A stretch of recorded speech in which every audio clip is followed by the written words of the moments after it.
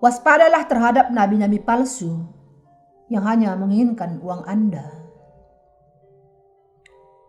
Matius 7 ayat 13-27. Masuklah melalui pintu yang sesak itu, karena lebarlah pintu dan luaslah jalan yang menuju kepada kebinasaan, dan banyak orang yang masuk melaluinya. Karena sesaklah pintu dan sempitlah jalan yang menuju kepada kehidupan, dan sedikit orang yang mendapatinya.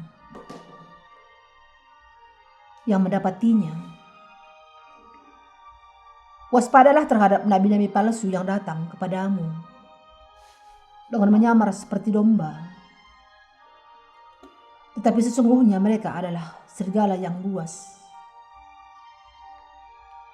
Dari buahnya lah kamu akan mengenal mereka.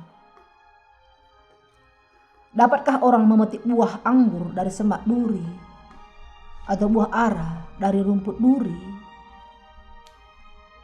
Demikianlah setiap pohon yang baik menghasilkan buah yang baik,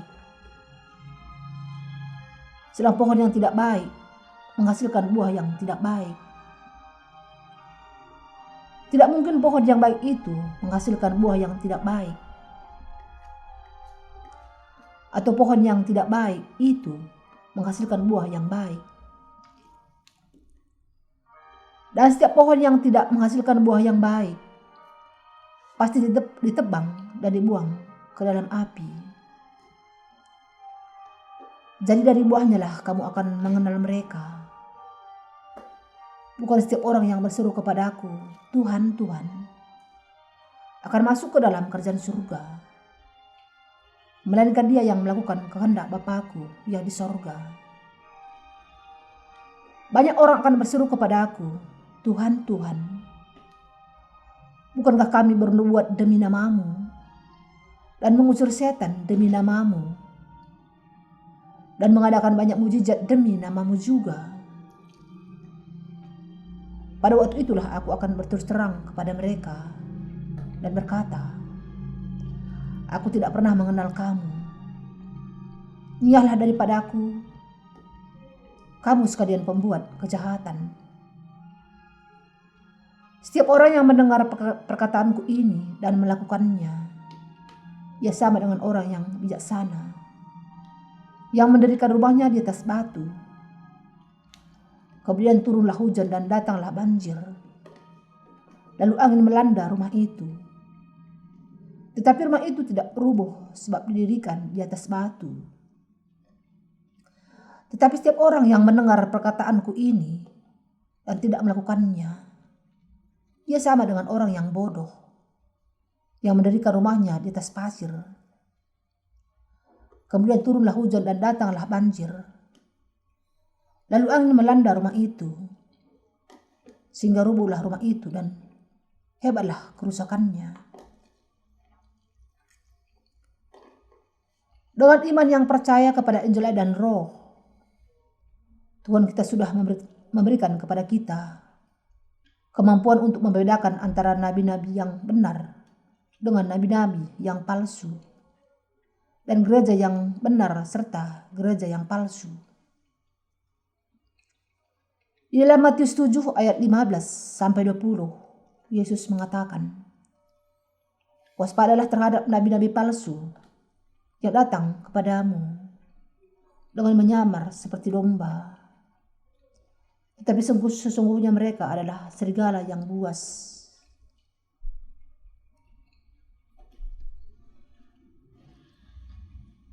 Dari buahnya lah kamu akan mengenal mereka.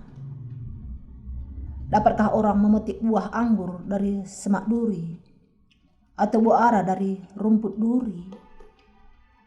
Demikianlah setiap pohon yang baik menghasilkan buah yang baik, sedang pohon yang tidak baik menghasilkan buah yang tidak baik. Tidak mungkin pohon yang baik itu menghasilkan buah yang tidak baik, ataupun pohon yang tidak baik itu menghasilkan buah yang baik. Dan setiap pohon yang tidak menghasilkan buah yang baik pasti ditebang dan dibuang ke dalam api. Jadi dari buahnya lah kamu akan mengenal mereka. Tuhan memperingatkan agar kita waspada akan nabi-nabi palsu.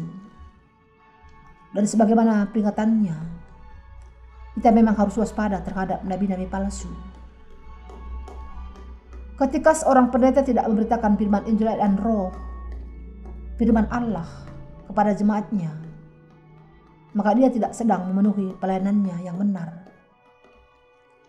Bagaimana mungkin pendeta yang demikian menyebut dirinya sebagai hamba Allah yang benar, ketika dia sendiri bahkan tidak menyelesaikan masalah dosa jemaatnya dengan Injil dan Roh, firman Allah. Para pendeta yang demikian hanya tertarik kepada bagaimana penampilan luar mereka, dengan penuh kemunafikan berpura-pura untuk serius dan nampak suci ketika mereka berkhotbah. Dan akhirnya, semua yang mereka korbankan kepada jemaat mereka hanyalah berkisar mengenai masalah moral dan etika duniawi. Moral dan etika tentu saja tidak boleh diabaikan. Tetapi yang harus dilakukan oleh para pendeta adalah bukan hanya memberikan penekanan kepada kehidupan etis saja, tapi mereka harus memberitakan Injil dan Roh. Alasan untuk hal ini adalah karena manusia perlu dibasuhkan dari segala dosa mereka dengan percaya dalam Injil dan Roh bagi dosa-dosa mereka setiap hari.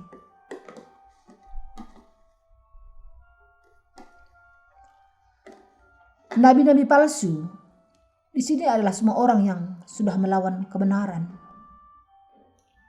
Para pendeta sendiri juga harus mendapatkan pengampunan segala dosa mereka dengan percaya kepada Injil dan Roh. Setiap orang yang melayani sebagai pendeta tanpa mengenal percaya kepada Injil dan Roh dan tanpa dilahirkan kembali adalah nabi-nabi palsu yang menyedihkan semuanya. Alkitab menyebut orang-orang yang demikian sebagai nabi-nabi palsu. Tuhan kita mengatakan, waspadalah akan nabi-nabi palsu. Kita memang harus waspada dengan orang-orang demikian. Anda harus selalu menjauhkan diri dari para pendusta itu di dunia ini yang tidak bisa memecahkan masalah dosa-dosa Anda. Alkitab mengatakan kepada kita dalam Titus 3 ayat 10-11.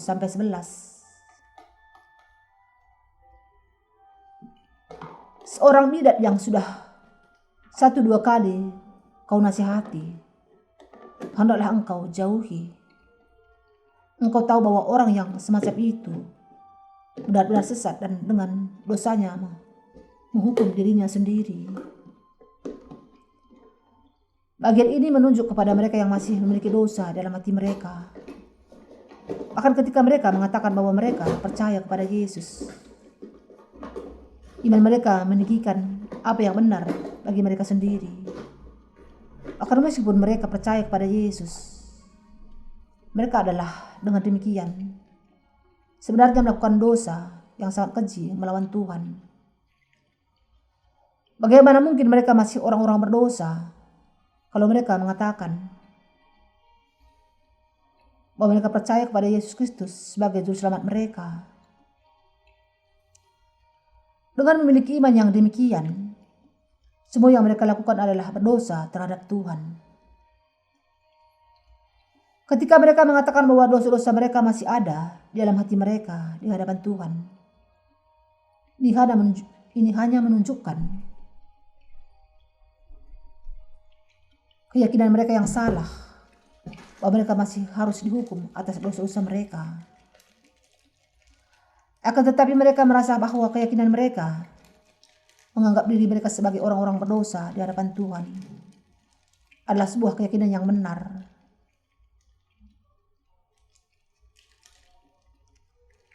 Orang-orang percaya yang demikian, bagaimanapun, bukanlah orang-orang kudus yang sebenarnya di hadapan Allah, melainkan hanya sekelompok pendusta saja.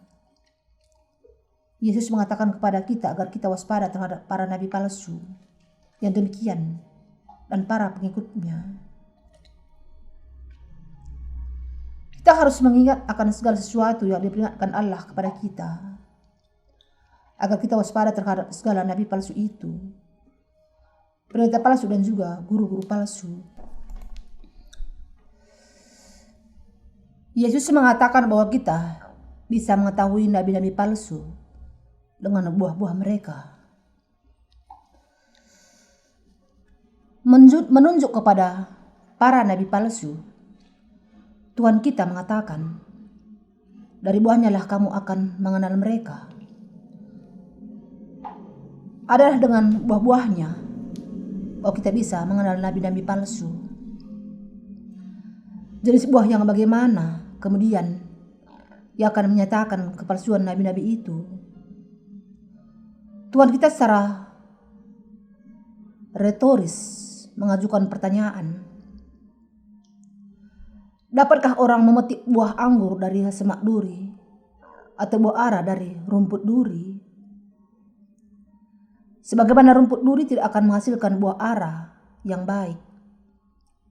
Para pendeta yang belum diampuni dosa-dosanya dan dengan itu masih penuh dengan dosa, tidak mungkin bisa membawa orang-orang lain untuk dilahirkan kembali. Mereka hanya menghasilkan orang-orang Kristen yang penuh dosa. Sementara para pekerja yang dilahirkan kembali akan melahirkan orang-orang kudus yang tidak berdosa dan merawat iman mereka. Kalau seorang pendeta tidak bisa mengubah orang-orang berdosa menjadi orang-orang kudus yang tidak berdosa melalui Injil dan Roh, maka dia jelas sekali ada seorang nabi palsu. Sebagaimana Tuhan mengatakan bahwa pohon bisa dikenal melalui buah-buahnya. Kalau buah-buah imannya jauh sekali berbeda dengan buah-buah dari orang-orang benar yang sudah menerima pengampunan dosa, maka kita bisa tahu bahwa mereka adalah para pendusta dan nabi-nabi palsu. Para pendeta palsu akan mengenakan pakaian berbulu domba dan menyesatkan para pengikut mereka, mendustai mereka dengan berkata-kata yang lembut. Banyak orang yang terdustai oleh nabi-nabi yang demikian karena penampilan luar mereka nampak seolah-olah mereka sangat suci. Karena itu, Alkitab memperingatkan agar kita tidak tertipu oleh para pendusta yang demikian dan mengatakan, sebab orang-orang itu adalah rasul-rasul palsu, pekerja-pekerja curang yang menamar sebagai rasul-rasul Kristus. Hal itu tidak usah mengherankan, sebab iblis pun menyamar sebagai malaikat perang. 2 Korintus 11 ayat 13 sampai 14. Karena cukup setia dengan panggilan mereka sebagai nabi palsu, mereka hanyalah pengajar jemaat mereka untuk hidup dengan baik, tidak melakukan dosa, dan menunjukkan kebaikan kepada orang lain. Tetapi di dalamnya, mereka adalah seperti serigala yang kejam, yang mengeksploitasi jemaatnya karena uang mereka.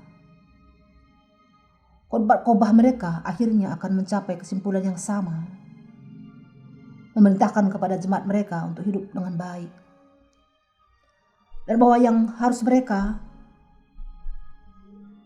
bawa kepada Allah adalah hanya uang. Mereka mungkin memberikan banyak sekali khotbah yang berbeda kepada jemaat mereka, tetapi pada akhirnya semua khotbah itu bermuara kepada memerintahkan jemaat mereka untuk mempersembahkan banyak uang kepada Allah. Mereka memberikan khotbah yang demikian untuk sebuah tujuan yang sangat jelas sekali. Mereka sendiri ingin mendapatkan bayaran yang lebih banyak. Mereka tidak peduli kepada keselamatan jemaat mereka. Mereka tidak peduli kepada apa yang akan terjadi dengan orang-orang Kristen yang berdosa di sekitar mereka, termasuk diri mereka sendiri di hari akhir. Mereka tidak mau mendengarkan kita, biar bagaimanapun sungguh-sungguh kita telah berusaha untuk membagikan Injil dan Roh yang benar kepada mereka. Pendeta-pendeta yang demikian pada akhirnya nyata sebagai para nabi palsu tanpa kecuali. Alkitab menjelaskan kepada kita bahwa kita bisa mengenal nabi-nabi palsu itu melalui buah mereka. Kita bisa membedakan mereka dengan melihat apakah mereka memberitakan firman Injil dan Roh, firman Allah itu atau tidak. Dan dengan menguji apakah ada seorang di antara jemaat mereka yang percaya kepada firman Injil dan Roh dan menerima pengampunan dosa melalui mereka. Tentu saja mereka memang memberitakan firman Allah, tetapi tidak ada karya keselamatan yang muncul dari apa yang mereka beritakan. Dengan percaya kepada firman Injil dan Roh, kita bukan hanya bisa mengetahui apakah mereka adalah nabi palsu atau nabi yang benar dengan iman mereka, tapi juga kita akan bisa bertahan tidak jauh ke dalam dusta demikian. Injil dan Roh adalah barometer yang menunjukkan yang mana para nabi palsu. Karena itu, kita orang-orang yang dilahirkan kembali dengan air dan Roh. Yohanes 3 ayat 1 sampai 10. Adalah umat Allah sendiri dan para hambanya yang bisa membedakan antara pohon yang buruk dengan pohon yang baik. Mari kita sekarang menguji apakah karakteristik dari para nabi palsu itu secara lebih terperinci. Karakteristik yang pertama dari seorang nabi palsu adalah bahwa mereka semua memiliki dosa di hadapan Allah. Karena itu, kalau seorang hamba Tuhan tertentu adalah seorang berdosa di hadapan Allah, maka dia adalah nabi palsu. Orang yang demikian tidak diragukan lagi akan mengatakan kepada jemaatnya hari demi hari untuk datang kepada Allah hanya dengan membawa, dan dia tidak akan tertarik kepada Injil dan Roh sama sekali, dan juga tidak akan percaya di dalamnya. Pendeta yang demikian adalah seorang nabi palsu. Nabi yang demikian melihat jemaatnya semata sebagai sumber bagi kekayaan pribadi mereka. Apakah jemaat mereka dilahirkan kembali atau tidak, sama sekali bukan perhatian mereka. Dan yang mereka perhatikan hanyalah dalam hal uang. Saya tidak yakin apakah Anda pernah mendengar khotbah yang demikian sebelumnya atau tidak. Tetapi setiap khotbah yang diberikan oleh nabi-nabi palsu pasti ada hubungannya dengan uang dalam sisi tertentu. Khotbah mereka akan berbunyi demikian. Saudara dan saudari, kita harus hidup seturut dengan firman Allah. Di dalam Ulangan 28, Allah mengatakan bahwa kalau kita menghormati orang tua kita dan mentaati hukum Taurat, Dia akan memberikan kepada Anda berkat ini dan berkat itu. Tetapi bahkan ketika mereka membuka khotbah mereka seperti ini, pada akhirnya mereka juga akan mengatakan bahwa berkat Allah sangat tergantung kepada berapa banyaknya uang yang kita persembahkan. Tetapi bukan ini cara supaya kita bisa menerima berkat-berkat surgawi dan duniawi dari Allah. Sebaliknya, semua berkat berasal dari iman yang percaya kepada firman Injil dan Roh. Firman Allah adalah mereka yang mendengar dan percaya kepada firman ini. Firman Injil dan Roh inilah yang akan diberi oleh Allah berkat keselamatan dan juga semua berkat bumi. Namun, kesimpulan dari khotbah para nabi palsu ini senantiasa berkisar mengenai masalah uang. Mereka mungkin berbicara tentang hukum Taurat. Tetapi ketika mereka mengatakan, layanilah Allah dengan baik, berikan persembahan kepada gerejamu, dan hormatilah gembalamu, yang sebenarnya mereka katakan adalah, bawalah uang yang banyak. Kalau kamu mau mempersembahkan uang yang sangat banyak kepada Allah, kamu akan diberkati. Demikianlah usaha yang mereka lakukan untuk mendustai Anda. Dan semua tujuan mereka dalam melakukan pelayanan adalah terletak pada uang. Mereka mengajar kepada orang banyak untuk memberikan bahkan persembahan yang semakin besar.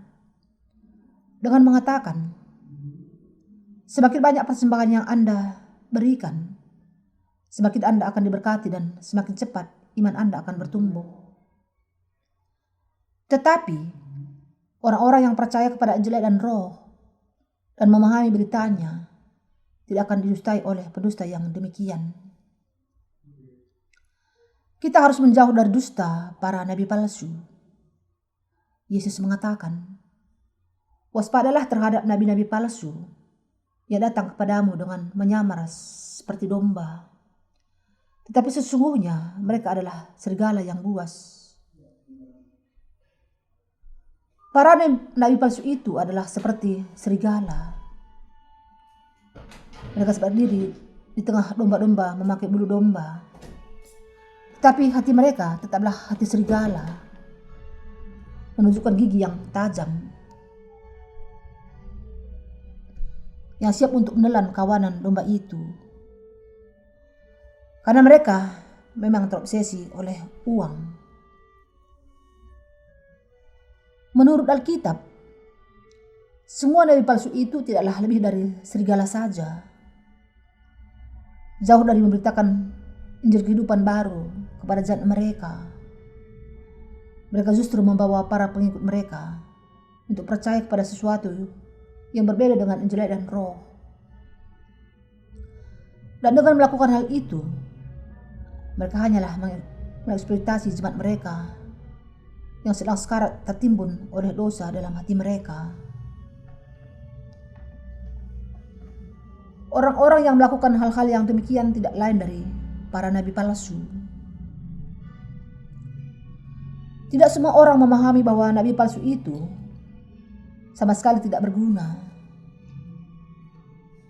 Tetapi karena para nabi palsu di dunia ini memang sangat terlatih di dalam tipu daya, dan karena manusia memang cenderung untuk mudah terjebak tipu daya oleh para nabi palsu yang demikian, mereka bisa dengan mudah menggoda banyak orang masuk ke dalam iman yang salah dengan lidah mereka yang licin.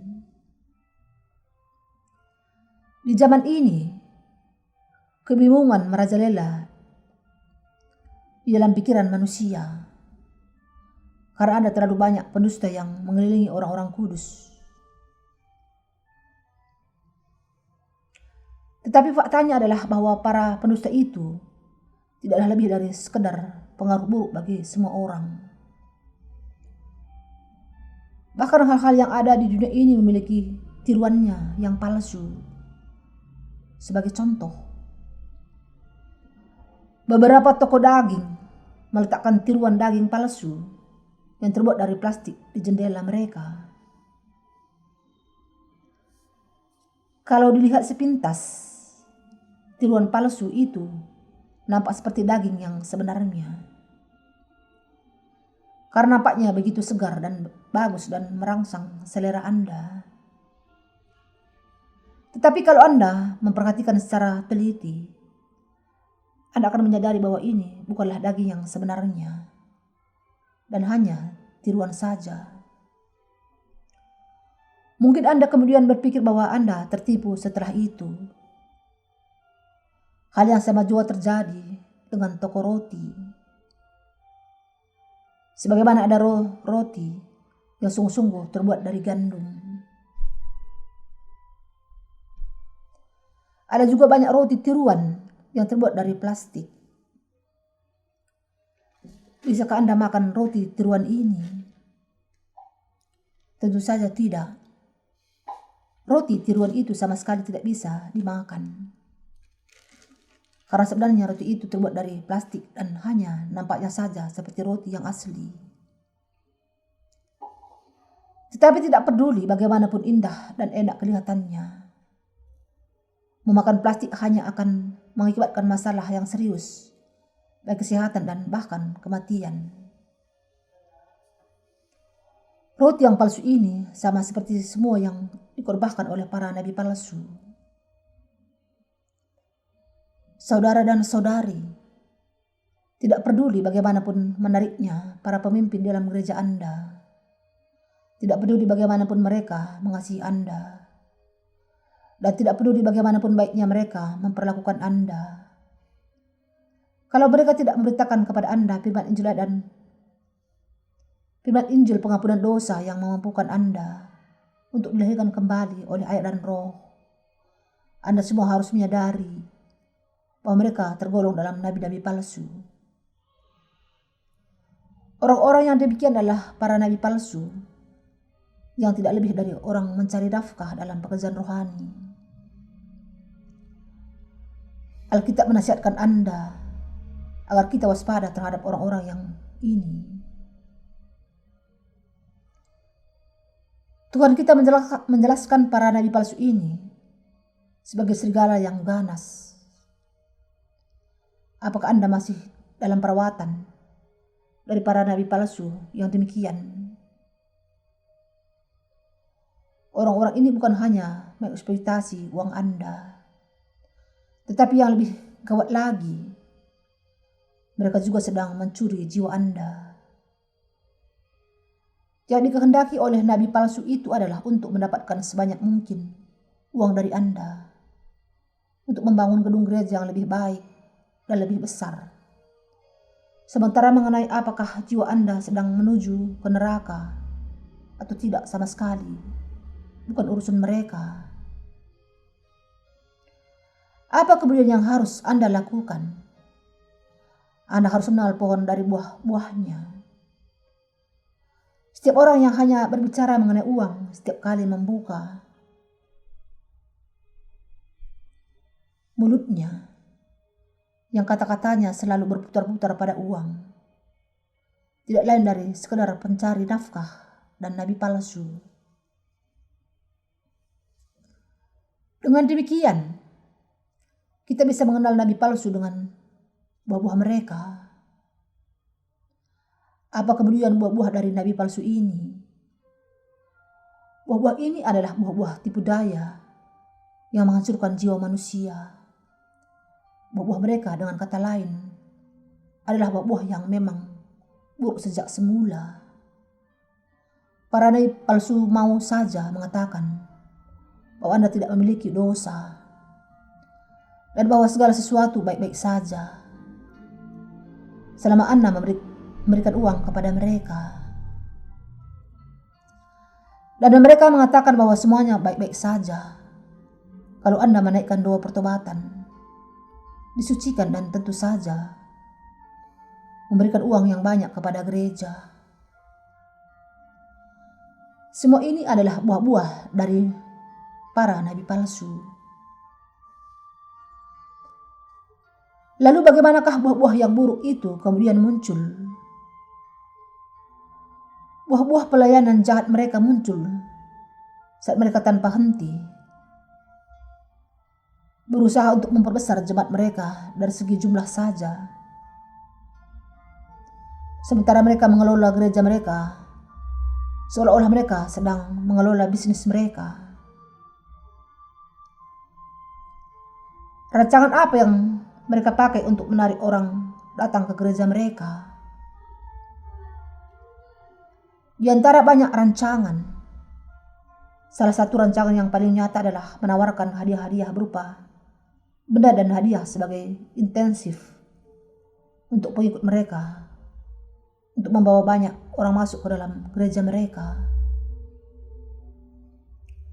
Sebagai contoh, mereka akan memberikan hadiah berupa sebuah lemari es yang besar bagi orang-orang yang membawa 20 anggota baru dalam 1 tahun ke dalam gereja. Hadiah sebuah AC berkekuatan besar bagi yang membawa 30 anggota baru. Sebuah mobil mungil bagi orang yang membawa 50 anggota baru. Dan sebuah sedan keluarga yang indah bagi orang yang membawa 200 anggota baru dalam 1 tahun. Dengan menawarkan hadiah semacam ini, para nabi palsu menarik para pengikut mereka untuk membawa semakin banyak orang ke dalam kawanan mereka. Mungkin Anda berpikir bahwa hal yang seperti itu sulit dipercaya. Tapi saya bukan sedang mengarang cerita. Tapi ini yang sungguh-sungguh terjadi di beberapa komunitas Kristen di berbagai penjuru dunia. Jahat sekali, bukan? Apa gereja Allah tidak lebih dari sebuah shopping mall atau sebuah bank? Dan setelah menarik banyak orang masuk menjadi anggota, apa yang dilakukan para nabi palsu itu kepada mereka? Allah akan menerima mereka jika mereka memberitakan Injil dan Roh dan menolong jemaat mereka untuk menerima pengampunan dosa. Tetapi kita bisa melihat dengan sangat jelas bahwa uang adalah satu-satunya hal yang membuat mereka tertarik. Sekarang sesudah para nabi palsu itu menarik jiwa-jiwa itu ke dalam gereja mereka, lalu apa yang mereka khotbahkan? Yesus mengasihi Anda. Kebetulan sekarang tersedia bagi mereka yang baru pertama kali datang ke gereja ini. Kami akan memberikan kepada para gadis sebuah payung mungil yang indah. Dan kepada setiap pemuda yang datang, kami akan memberikan sebuah payung yang besar agar Anda bisa memakainya bersama dengan pacar Anda. Mereka menganggap bahwa kalau orang-orang yang datang ke gereja untuk pertama kali itu datang untuk hadiah yang demikian, akhirnya mereka menjadi para penatua dan diaken. Bahkan ketika mereka tidak mengenal Injil dan Roh dan memenuhi perbendaharaan gereja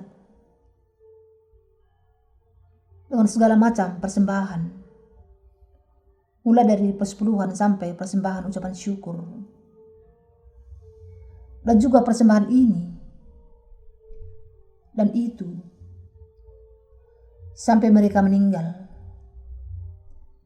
Maka jika dihitung-hitung, hal itu merupakan sebuah usaha yang sangat memberikan keuntungan besar. Bagi para nabi palsu zaman ini, investasi kecil hari ini dengan sangat efektif diterjemahkan ke dalam keuntungan yang sangat besar di hari esok. Inilah sebabnya para nabi palsu ini mengadakan banyak pertemuan dengan banyak hadiah. Kalau mereka akhirnya mengalami kerugian, maka tidak mungkin bisa melakukannya. Kalau seandainya saja dari 500 anggota baru yang demikian, meski hanya 10% yang tetap bertahan, maka itu masih tetap menguntungkan. Jika dilihat bahwa 50 orang ini akan memenuhi perbendaharaan gereja sampai seumur hidup mereka. Ini tidak lain dari buah-buah dari para nabi palsu. Di Korea, komersialisasi di dalam kekristenan begitu merajalela. Sampai beberapa waktu yang lalu, ada sebuah lagu yang ditulis untuk memberikan sindiran untuk praktek ini. Isi lagu itu mengatakan demikian. Mereka menyuruh kita datang ke gereja mereka dan menyuruh kita untuk percaya kepada Yesus. Lalu mereka minta uang dan uang terus. Yang dikatakan oleh para nabi palsu itu hanyalah mengenai uang. Uang dan lebih banyak uang. Seseorang mungkin mengatakan, jadi mari kita membangun bait kudus dan mempersembahkannya kepada Allah. Saudara dan saudari, Allah menghendaki untuk memberkati kita di sini. Di dalam kitab Hagai, Allah memerintahkan agar Nabi Hagai membangun baitnya. Dan Allah mengatakan bahwa mereka yang tidak mau mengumpulkan usaha dan upaya mereka untuk pekerjaan itu akan mendapatkan kutuk. Bagian itu juga mengatakan bahwa bagi mereka yang memberi banyak untuk pembangunan bait Allah, Allah akan memberikan berkat yang besar. Anda harus memperhatikan bagian yang difirmankan kepada Nabi Hagai.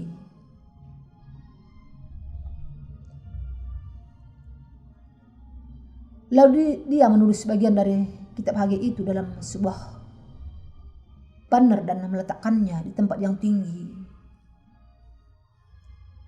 mengundang pengkhotbah kebangunan rohani untuk menggerakkan emosi jemaat, lalu mengedarkan kantong persembahan. Lalu dia mengatakan kepada para diaken bahwa mereka masing-masing harus membayar harga untuk tanah 300 kaki persegi. Para penatua membayar untuk paling tidak 1.500 kaki persegi. Dan anggota jemaat biasa membayar untuk batu bata sejumlah 500 buah. Dengan membentuk panitia pembangunan, dia kemudian memeras uang dari antara jemaatnya, seolah-olah tidak akan ada lagi hari esok. Saudara dan saudari, kalau gedung gereja yang lebih besar memang perlu di hadapan Allah, maka memang itu harus dibangun. Saya tidak mengatakan bahwa hal itu salah dengan sendirinya. Tetapi kalau memang tidak ada keperluan yang sebenarnya untuk hal itu, jika gedung gereja yang masih ada cukup untuk mengakomodasi seluruh jemaat, haruskah dibangun yang lebih besar? Para nabi palsu begitu memperhatikan uang sehingga mereka akan menemukan berbagai macam alasan untuk menarik uang dan lebih banyak lagi uang dari jemaat mereka. Dan dorongan untuk pengembangan gereja yang berlebihan dan sangat tidak perlu ini hanyalah salah satu alasan saja. Mereka terus saja mengatakan bahwa kita harus terus memberikan setumpuk uang kepada mereka untuk bisa melayani Tuhan dengan baik. Dan jika seseorang kemudian memberikan apa yang diinginkan, maka mereka akan langsung menyatakan tanpa ditunda-tunda bahwa iman orang itu besar. Beberapa di antara mereka bahkan membuat semacam catatan grafis untuk mencatat semuanya, yang menunjukkan diaken yang mana yang memberikan berapa banyak persembahan dan berapa banyak perpuluhan yang diberikan.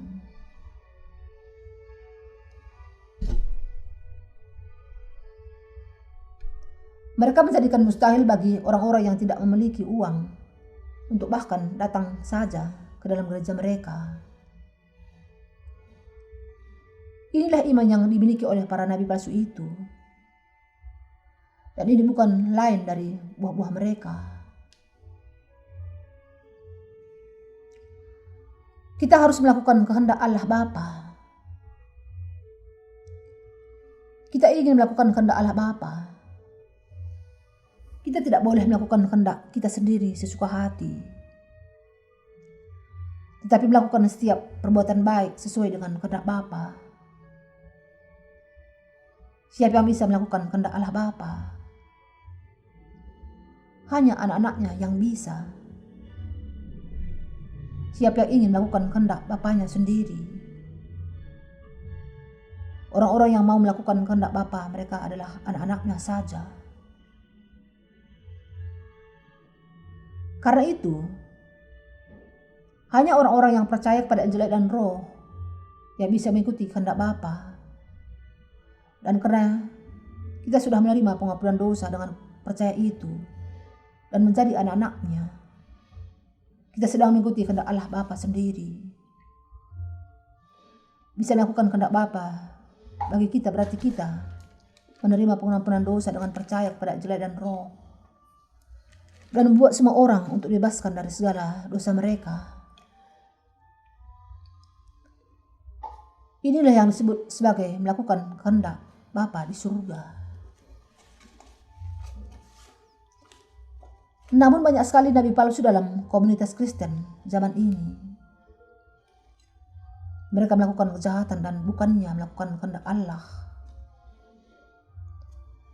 Allah pastilah akan menolak semua pendusta yang demikian pada hari terakhir.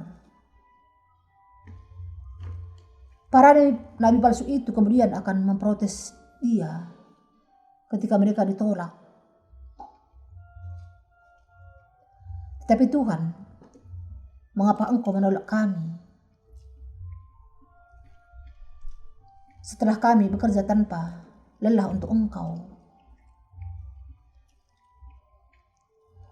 Bukankah kami sudah banyak berbuat bagi engkau? Bukankah kami sudah banyak berbuat supaya semua orang bisa percaya kepadamu?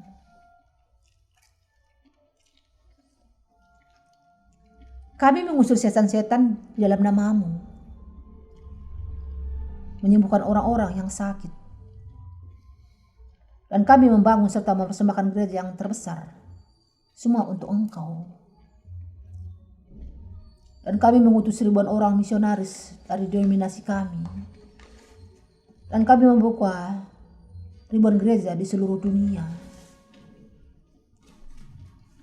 Bagaimana mungkin engkau mengatakan bahwa engkau tidak mengenal aku setelah aku melakukan semua hal ini bagimu? Tidakkah ada kekeliruan di sini? Tidakkah ini sangat tidak adil? Tidakkah engkau melakukan kesalahan yang sangat besar kepada saya? Apakah engkau menderita penyakit Alzheimer? Dengan menyatakan kepada Tuhan, bukankah kami bernubuat demi namamu dan mengusir setan demi namamu dan mengadakan banyak mujizat demi namamu? Mereka sedang mengatakan diri mereka sebagai para hamba Allah yang setia, dan kemudian memprotes Allah. Tapi Tuhan kita akan mengatakan kepada mereka, siapa yang menyuruh kamu melayani aku, hai para pelaku kejahatan? Siapa yang menyuruh kami memberitakan namaku?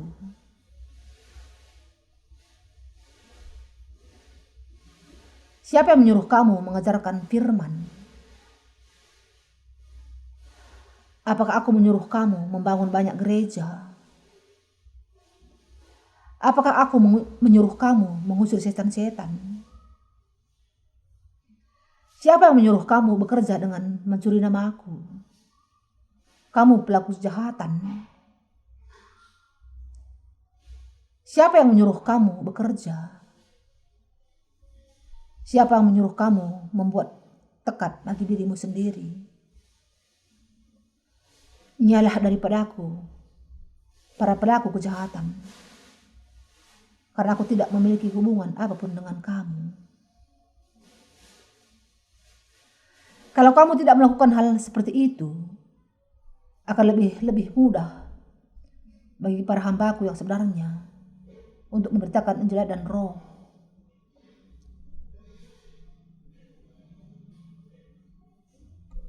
Tetapi semua yang kamu lakukan ini justru menghambat usaha mereka. Kamu akhirnya justru melakukan pekerjaan iblis dan menjadi hamba si jahat. Sekarang bersama-sama dengan si jahat, masuklah ke dalam api neraka yang kekal. Wahai para hamba iblis, dengar para malaikat, biarkan para hamba iblis ini dilemparkan ke dalam kegelapan. Yang harus kita pahami di sini adalah bahwa para nabi palsu dan orang-orang yang belum dilahirkan kembali ini sekali lagi akan ditolak oleh Tuhan kita. Akhir mereka adalah akan dibuang ke dalam api neraka yang kekal. Kita perlu memahami bahwa di antara orang-orang yang mengaku beragama di zaman ini, ada banyak orang yang akan dilemparkan ke dalam tempat ini. Kita baru saja tahu dengan pasti kalau kita sudah sungguh-sungguh ada di neraka. Tapi saya dengar bahwa neraka sekarang sudah penuh. Apakah masih ada tempat bagi saya di sana? Mungkin Allah justru akan mengirim aku ke dalam surga. Karena tidak ada lagi tempat kosong di neraka. Banyak orang-orang yang mengatakan perkataan yang tidak benar, sembrono dan bodoh seperti itu. Mereka tidak perlu khawatir. Karena meskipun ada orang yang tidak terhitung banyaknya yang akan masuk ke dalam neraka, neraka itu sendiri cukup luas untuk mengakomodasi mereka semua. Dan bahkan masih ada tempat yang kosong. Cobalah perhatikan binatang-binatang di langit. Kemungkinan besar beberapa binatang yang kita lihat sekarang ini sebenarnya sudah ada jutaan tahun yang lalu, atau bahkan sudah tidak ada lagi. Apakah Anda tahu berapa besarnya galaksi ini? Ketika kita memandang ke arah galaksi pada langit malam hari, banyak binatang di dalamnya. Membutuhkan waktu jutaan tahun cahaya untuk sampai kepada kita dan bisa dilihat dengan mata kita.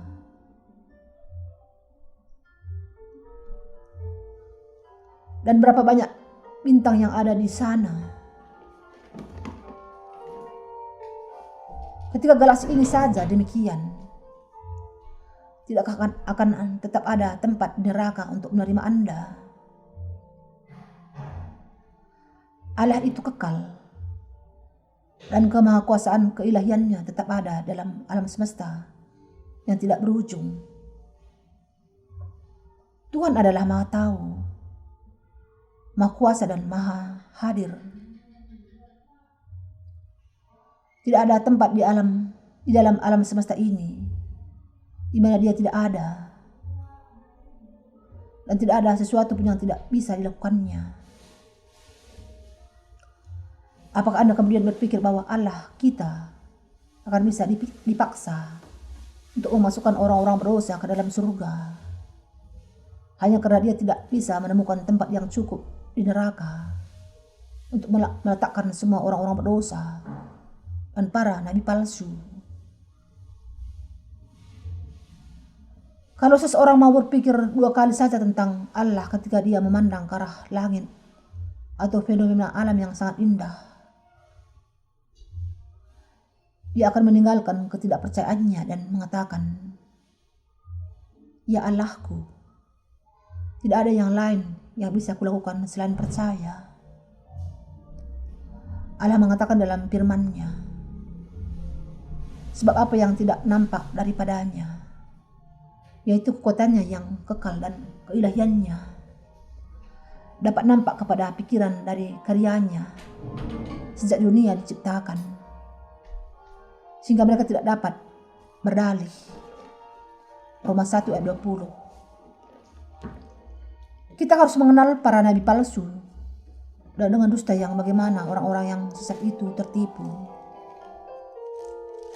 Kalau kita mengikuti mereka dengan buta, kita semua akan berakhir di neraka. Tuhan kita mengatakan, setiap orang yang mendengar perkataanku ini dan melakukannya, ia sama dengan orang yang bijaksana, yang mendirikan rumahnya di atas batu. Sebagaimana Yesus mengatakan bahwa setiap orang yang mendengar firman Allah dan melakukannya adalah orang-orang yang membangun rumahnya di atas batu. Tidak ada orang yang lain yang mendengar dan melakukan firman Allah kecuali orang-orang yang sudah dilahirkan kembali. Hanya orang-orang yang sudah dibasuhkan dari segala dosa mereka dengan percaya kepada Injil dan Roh bisa melakukan kehendak Bapa. Hanya orang-orang yang dilahirkan kembali yang membangun rumah imannya di dalam kerajaan surga dengan percaya kepada firman Injil dan Roh dan berdiri teguh di dalam firman. Dengan iman inilah kita membangun rumah iman kita. Rumah yang demikian adalah rumah yang dibangun dengan iman yang tidak akan goyah. Setelah itu, meskipun banjir menguasai dunia ini, badai bergelora, dan kita dihantam oleh ombak besar, karena kita membangun rumah kita di atas batu, dan karena batu ini melindungi kita dari semua gelombang, semua runtuh itu tidak akan pernah rubuh. Sebaliknya, orang-orang yang pernah percaya kepada Yesus tanpa dilahirkan kembali sudah membangun rumah mereka di atas pasir, di atas pemikiran mereka sendiri. Dan karena itu, ketika hari penghakiman tiba, rumah mereka akan rubuh dan besarlah kerusakannya. Tidak peduli bagaimanapun bagusnya mereka membangun rumah mereka, karena mereka membangunnya di atas pasir. Ketika banjir datang dan air melanda, dasar mereka akan dihanyutkan dan rumah mereka akan rubuh secara sangat dahsyat. Saudara dan saudari, Anda semua harus waspada terhadap para nabi palsu yang tidak mengenal firman Injil dan Roh. Dan karena itu, belum dilahirkan kembali, dan yang membawa manusia kepada jalan yang lebar, yang membawa kebinasaan.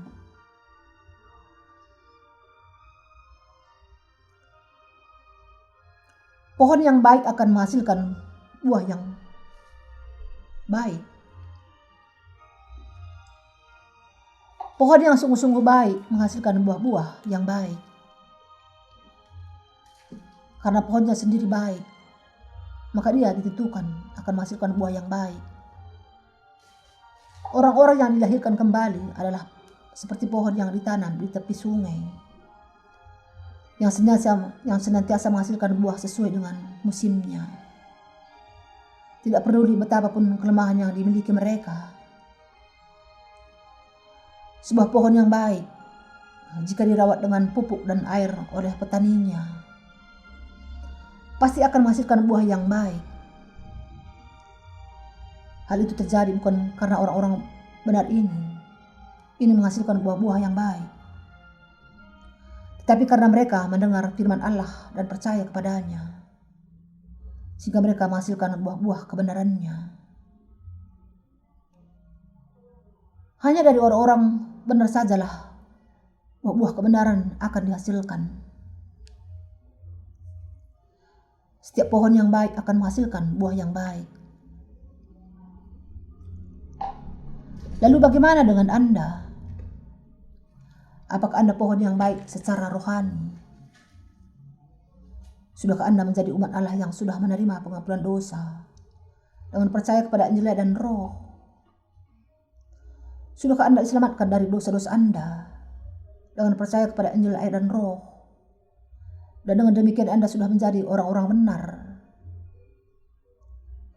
Hanya orang-orang benar sajalah yang adalah orang-orang kudus yang sesungguhnya di hadapan Allah. Hanya orang-orang yang percaya kepada Injil, air, dan Roh yang bisa menjadi hamba-hamba Allah. Sebagaimana yang dikatakan Yesus, bahwa sebuah pohon dikenal oleh buah-buah rohaninya. Semua orang yang senantiasa berbicara hanya mengenai uang adalah para nabi palsu. Tetapi orang-orang yang memberitakan Injil dan Roh dan menghasilkan buah kebenaran adalah para nabi yang benar. Ketika para pendeta terobsesi hanya oleh uang dan memunculkan segala macam cara untuk membangun gereja mereka, bahkan ketika banyak jemaat mereka membanting tulang dan bergumul untuk mencukupi kebutuhan mereka, bagaimana mungkin kita bisa menyebut mereka sebagai pohon-pohon yang baik? Apakah Allah sungguh-sungguh berkenan ketika mereka menyelesaikan pembangunan gereja mereka yang patut dipertanyakan dan sama sekali tidak perlu? Apakah Dia sungguh-sungguh berkenan dengan orang-orang Kristen buta yang memenuhi gedung mereka yang besar itu? Saudara dan saudari, dari antara semua manusia, paling tidak Anda harus percaya kepada Injil dan Roh dan memberitakannya kepada semua orang. Bagi kita semua, kehidupan kita di atas bumi ini hanya sementara saja. Dan dalam sekejap kita akan mendapati diri kita berdiri di hadapan Allah. Sebuah kehidupan yang dipakai untuk memberitakan Injil dan Roh, supaya orang-orang lain akan menerima pengampunan atas dosa-dosa mereka, adalah kehidupan yang sungguh-sungguh benar di hadapan Allah. Orang-orang yang menuntun orang-orang lain sehingga mereka bisa mencapai kebenaran Allah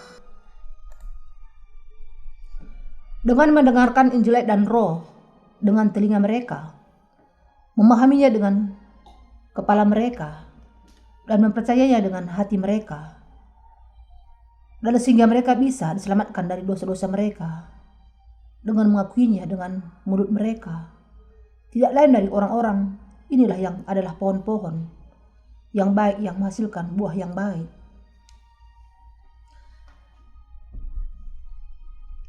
Di zaman dan masa ini, kita semua harus memberitakan Injil dan Roh, firman Allah, kepada semua manusia di dunia ini. Kita harus mengajar orang-orang lain tentang siapa sebenarnya para nabi palsu itu. Akhir-akhir ini, kita sudah mendistribusikan majalah Injil kami. Dan kami sudah sering mendapatkan telepon dari pembaca kami yang meminta kami untuk mengajarkan kepada mereka siapakah sebenarnya para nabi palsu itu. Bagi kita untuk memberitakan Injil dan Roh adalah seperti membebaskan mereka dengan membawa kepada Allah dari eksploitasi para pendusta. Kita harus mengajar semua orang siapakah para pendusta itu dan apakah iman yang benar itu, dan kemudian memberitakan Injil dan Roh kepada mereka sehingga semua yang percaya akan bisa diselamatkan dari dosa-dosa mereka. Yang harus kita pahami adalah bahwa jalan yang sempit, jalan yang sukar itu adalah jalan yang membawa kita kepada kehidupan. Namun tidak banyak orang yang mengetok pintu yang sempit itu dan berusaha memasukinya. Tetap saja, kita harus senantiasa memberitakan Injil, kebenaran, air, dan Roh itu kepada semua orang. Dan kita harus memperingatkan semua orang yang sedang berjalan menuju kebinasaan bahwa mereka sedang berada dalam tipu daya daripada nabi palsu. Inilah yang harus dilakukan oleh Anda dan saya sebagai orang-orang yang percaya kepada Injil dan Roh.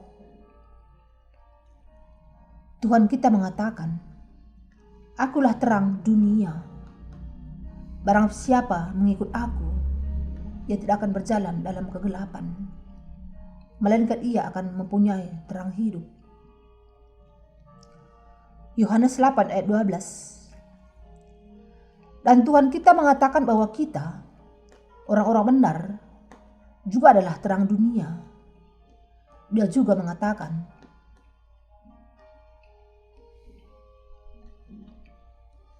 tidak ada orang yang menyalakan pelita lalu menutupinya dengan tempayan atau menempatkannya di bawah tempat tidur, tetapi ia menempatkannya di atas kagidian, supaya semua orang yang masuk ke dalam rumah dapat melihat cahayanya. Lukas 8 ayat 16. Kita harus memancarkan terang iman yang mengenal dan percaya kepada Injil dan Roh, sehingga semua orang akan bisa melihat terang ini, datang kepadanya dan juga memiliki terang itu. Sebagai kesimpulan, saya akan mengulangi pengajaran kunci yang saya jelaskan kepada Anda semua. Di masa akhir ini, kita harus menggenapi tugas kita untuk memberitakan Injil dan Roh. Kita harus melakukan kehendak Allah Bapa secara terus-menerus. Tidak peduli bagaimanapun sulitnya keadaan kita, semakin gelap dunia ini, semakin kita harus memberitakan Injil ini. Karena selama masa dan zaman inilah di mana ada, semakin banyak orang yang harus dibebaskan dari dosa-dosa dunia, dari sebuah nabi-nabi palsunya. Mari kita semua kemudian terus menanamkan benih Injil dan Roh dengan semakin banyak tekad dan kemauan.